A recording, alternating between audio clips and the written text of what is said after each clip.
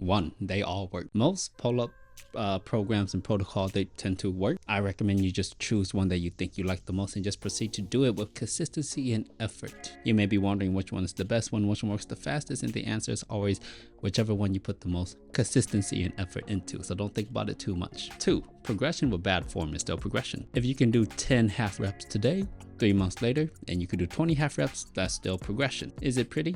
Nah. Is it progression? Yeah. Should you do better? Probably, but we can't deny that the fact that you made that growth is indeed still growth. 3, you don't need a full range of motion. Take a look at this.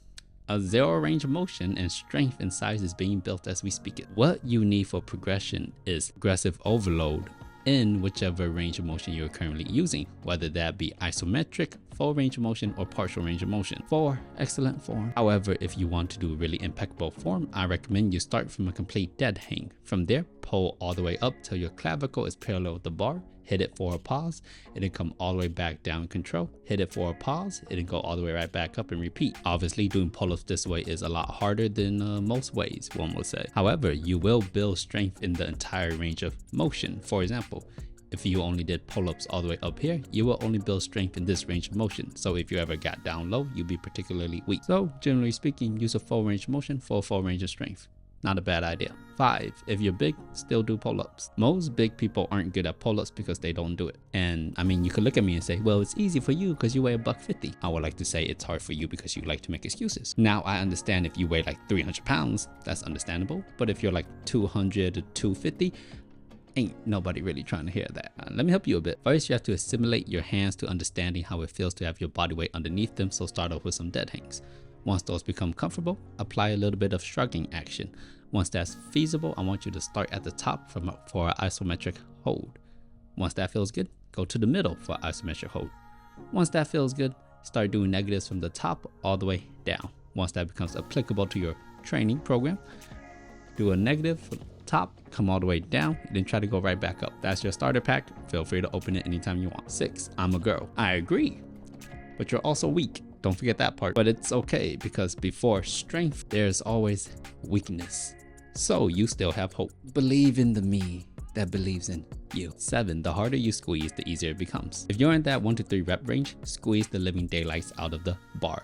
The harder you squeeze, the more muscles are activated, making the movement a lot easier. If you're in that higher rep range, towards your last few reps where you feel like you just don't have any more strength, actively squeeze the bars for the aforementioned reason. 8, tempo prevents swinging. When you go up, you want to shift your hips forwards. When you go down, you want to shift your hips backwards. So long as you keep a steady tempo of this going, you won't end up doing that awkward swinging motion. I'm sure you know what I'm talking about. Or you can also just completely kill your momentum by going up, pausing, coming down, pausing. Your choice. 9, rest 5 minutes. Something about pull-ups that just totally takes it out of you, man. So make sure you rest adequately in between your sets. I recommend at least 5 minutes. Generally speaking, at least. 10, comfort is more important than angles. Select the grip that feels the best for you. Select the apparatus that feels the best for you. Don't particularly feel obligated to fit into a particular mold. As long as you progress in your shape, you are indeed progressing. Congratulations. But there is something to say about overuse injury, so I would say periodically switch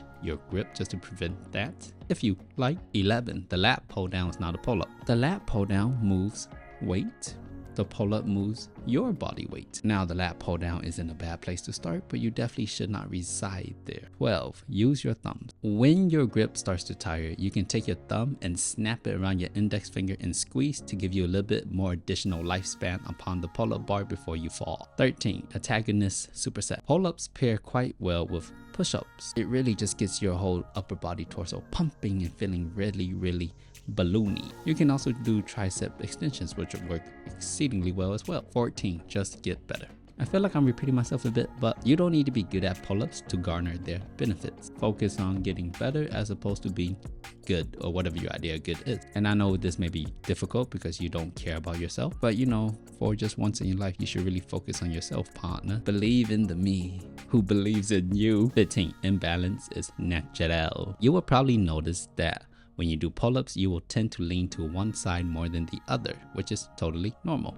As your strength improves, you will become more symmetrical, but it will never truly vanish. 16, for more suffering. If you feel like getting a bit more from your pull-up sessions, address the weakest link, which is your grip. At the end of your pull-up set, perform a dead hang for as long as possible. Once you feel like you're about to fall off, try to do a pull-up and then come right back down and perform another dead hang for as long as possible. And then you're done. 17. Foundation is key. The basic pull-up is your bread and butter. All other variants out there is pretty much unnecessary, honestly. It's a lot of fluff. But of course, if you're not having fun with your training, you're probably not gonna do it. And if you like that fluff, I suggest you do that fluff. But remember, know that this basic pull-up is foundational and it will never do you injustice. 18. Intensity over quantity. I'm sure you've seen people do like 500 pull-ups in a couple hours, but that's not exactly the best thing for your joints. And it's also kind of boring, honestly. I say aiming for about 20 to 50 good high quality pull-up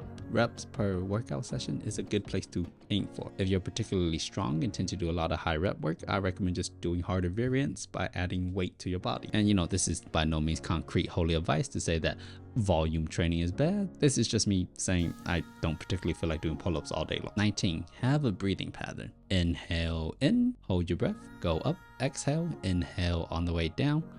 Basically repeat. If you're resting, I recommend you count your breath in 1, 2, 3, go. This way it gives you a direction to follow and like a command to follow. So you're not just, there aimlessly doing, aimlessly aims. 20. You don't need pull-ups. As much as I like pull-ups and I like them a fair amount, you should only do them if they align with your goals and they're necessary for your goal. Like if you're a strong man, I don't see why you would do pull-ups, honestly. But if you're into, like rock climbing, you probably should. It'd probably help you. Bonus 21. If you can do one pull-up, you cannot pull yourself up and over the cliff's edge. I climb rocks and I'm letting you know now, you gon' die. It takes a lot more than just one pull-up to save your life. Thanks for watching. I'll see you next time, partner.